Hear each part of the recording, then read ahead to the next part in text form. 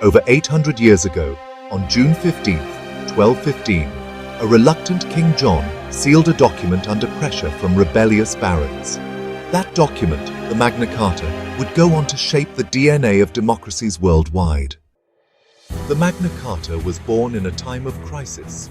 King John had lost Normandy to the French, raised taxes arbitrarily, and abused royal power. The barons revolted, demanding limitations on monarchical authority. Under feudalism, barons offered military support in return for land and protection. King John's violations of this delicate balance triggered the call for a charter that reaffirmed traditional liberties and checked royal overreach. The 63-clause charter protected feudal privileges, but also birthed universal ideals.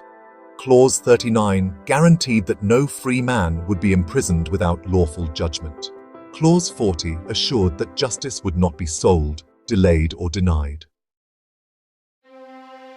King John had the charter annulled within months with papal support, but the idea had taken root.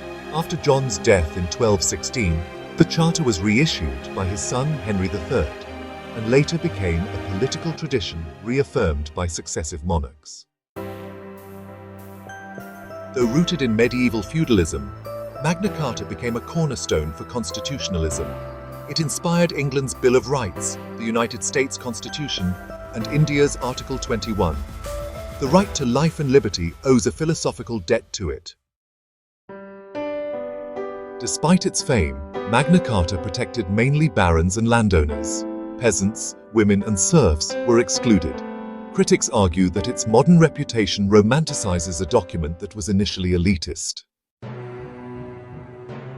Clauses 39 and 40 are still cited in United Kingdom courts, even today.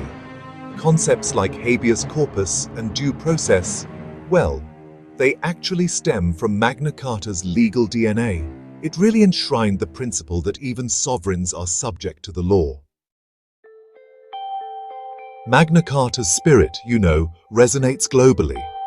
It underpins human rights movements, constitutional courts, and the ongoing struggles against executive excess.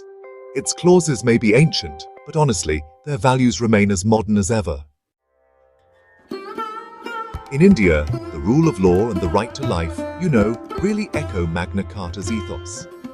Article 21 protects life and liberty, while judicial review ensures state accountability.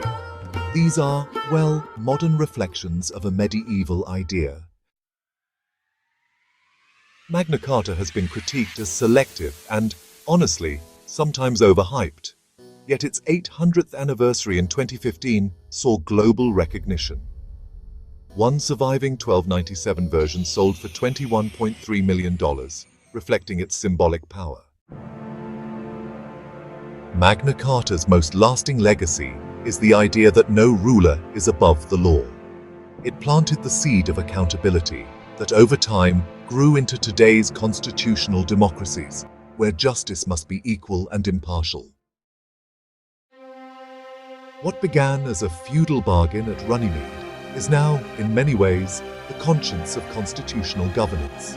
Magna Carta reminds us that liberty is not gifted by rulers, but demanded by citizens.